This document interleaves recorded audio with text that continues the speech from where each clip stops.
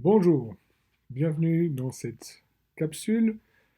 Nous allons parler aujourd'hui du business plan. Le business plan, un outil indispensable de présentation, de planification. C'est un instrument qui vous permet de décider et bien sûr de persuader.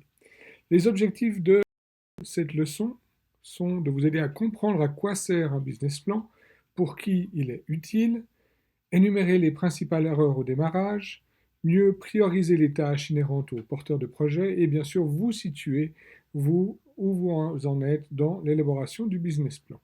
Tout d'abord, qu'est-ce que c'est un business plan? Le business plan est avant tout un instrument qui montre avec quels moyens réaliser une idée commerciale. Le business plan délivre des informations sur le passé, le présent et l'avenir de l'entreprise. Il contient des déclarations, la situation du marché, les mesures prévues et les besoins financiers. Dans un premier temps, le document présente le management dans ses grandes lignes ainsi que les idées et objectifs qui les sous-tendent. C'est seulement ensuite que le lecteur et les associés et investisseurs potentiels pourront obtenir une vue d'ensemble détaillée des risques et des opportunités de l'entreprise. Un business plan est également conseillé lorsqu'une entreprise est sur le point de s'étendre et qu'elle dépend du soutien des associés ou de financiers. C'est avant tout une démarche qui permet d'explorer tous les axes de votre projet, de centraliser et synthétiser les réponses à ses propres questions, à vos questions, aux questions des parties prenantes et de définir la réussite et les différentes étapes de réalisation de votre projet. Pour qui vais-je faire un business plan? Ben, déjà pour vous-même, hein, tout entrepreneur qui souhaite rédiger un business plan le fait pour lui en premier, pour vos éventuels associés, pour les partenaires clés du projet, le bailleur, les fournisseurs, pour les organismes de financement, les organismes de prêt, pour les collaborateurs et pour les organismes d'accompagnement et d'aide qui sont à votre disposition. Pourquoi on fait un plan? Ben, un plan, ça sert à démontrer que le projet est déjà réaliste, économiquement viable, potentiellement que vous aurez du succès pour vous, vous le rédigez et pour vos lecteurs. L'idée, c'est de formaliser vos idées, de figer une conception de votre projet à un moment donné. Hein. Bien sûr, les idées changent.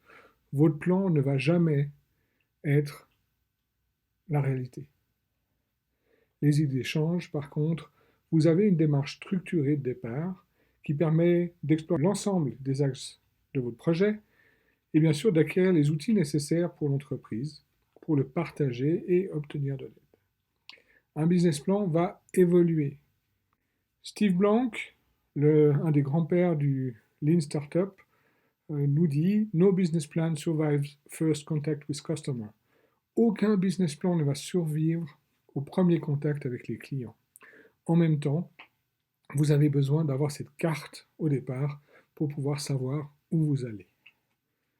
L'importance est bien sûr de faire évoluer votre projet et en même temps d'être focalisé, d'avoir déjà à un moment donné une photo de votre projet que vous allez bien sûr mettre à jour jusqu'au moment où vous allez atteindre le succès. Peut-être que vous vous fixez des objectifs irréalistes. Non, si vous appliquez une démarche et que cette démarche est utile, concrète et basée sur la constatation du terrain. On va vous aider, on va vous demander d'aller voir sur le terrain. Certains d'entre vous ont peut-être peur d'être copiés. Non, je ne vais pas écrire mes secrets d'affaires ou de me faire voler mon idée. Votre savoir-faire, votre philosophie ou votre univers sont uniques. Guy Kawasaki nous dit dans L'art de se lancer, si le seul fait de parler de votre idée la rend difficile à protéger, c'est qu'il n'y a pas grand-chose dans cette idée. Personnellement, je dis que votre idée, vous avez généralement 6 mois, 1 an, 2 ans, 3 ans d'avance sur la personne qui va vouloir vous copier s'il décide de vous copier. Et il y a plein de choses qui sont dans votre tête que vous ne mettrez bien sûr pas dans le business plan, donc ce sera impossible de la copier. Nos recommandations pour un business plan réussi.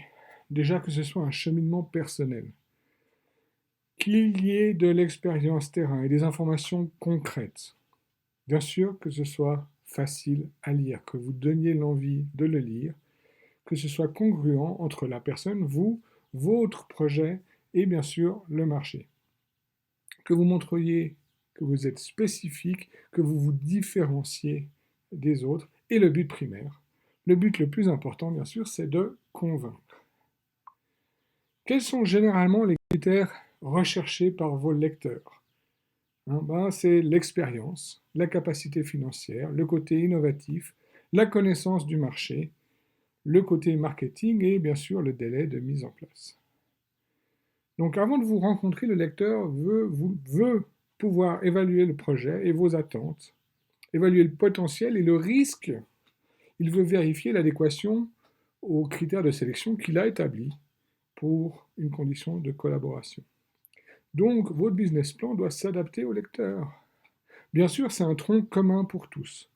Le contenu va être le même pour tout le monde, avec des informations plus précises pour certains, selon le niveau d'information qu'ils recherchent dans chaque chapitre. Cela facilitera la vie du lecteur si l'information est claire, synthétique et ciblée. Souvent une question: puis-je sous-traiter mon business plan? Nous le déconseillons fortement, parce que c'est une démarche qui importe que ce soit vous qui la réalisiez. Et généralement, les organismes qui recherchent, vers lesquels vous allez rechercher du financement, ou le bailleur, ou d'autres personnes qui sont des cibles de ce business plan, vont facilement détecter un business plan que vous n'avez pas rédigé. Bien sûr, vous pouvez vous faire aider dans la rédaction de ce business plan, et c'est d'ailleurs entre autres ce que nous allons faire tout au long de ce cours. Quelles sont les erreurs les plus fréquentes au démarrage? Les erreurs les plus fréquentes qui ont été déterminées, première chose, c'est être focalisé produit et non client. C'est-à-dire, vous avez une fantastique idée, vous avez plein d'idées, ce serait génial, ce serait super à faire, mais vous vous êtes jamais posé la question, est-ce qu'il y a un client? Et est-ce que cette idée plaît au client? Cibler insuffisamment. Vouloir plaire à tout le monde et vendre à tout le monde est quelque chose d'impossible. Plus vous serez ciblé, plus vous aurez de chances de plaire à vos potentiels clients. Autre erreur, créer un produit ou un service que personne ne veut. Vous n'avez pas vérifié que quelqu'un est intéressé par votre produit ou votre service.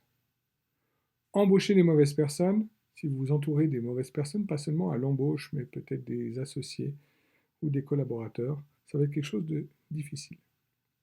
Sous-estimer la vente et le marketing. Le marketing et la vente est quelque chose que vous faites tout le temps. 93% des entrepreneurs à succès sont les meilleurs vendeurs de l'entreprise. Ne pas avoir les bons associés, on en a parlé, partenaires. Chasser les investisseurs au lieu des clients. Certains sont peut-être dans le mode qu'on appelle start-up et vont chercher des fonds pour faire démarrer leur entreprise au lieu de chercher des clients. Trouvez des clients. Les investisseurs viendront si vous avez ce qu'on appelle de la traction, donc si vous avez déjà des clients, si vous avez déjà de l'intérêt pour ce que vous proposez, que ce soit un produit ou un service. Ne pas s'assurer d'avoir assez d'argent au départ, un fonds de roulement insuffisant, nous en avons parlé en cours 1, et bien sûr c'est quelque chose d'extrêmement important. Il faut se rendre compte qu'une entreprise ne va pas gagner de l'argent tout de suite, ou en tout cas pas suffisamment peut-être. Donc il faut avoir du financement au départ.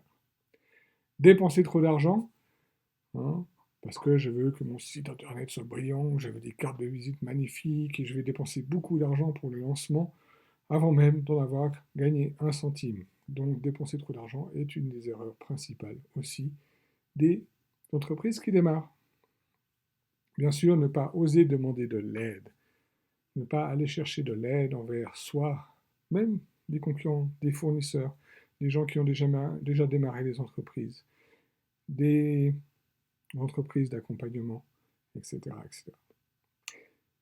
Je vous laisse regarder une fantastique vidéo de Bill Gross et reviens à vous juste après la vidéo.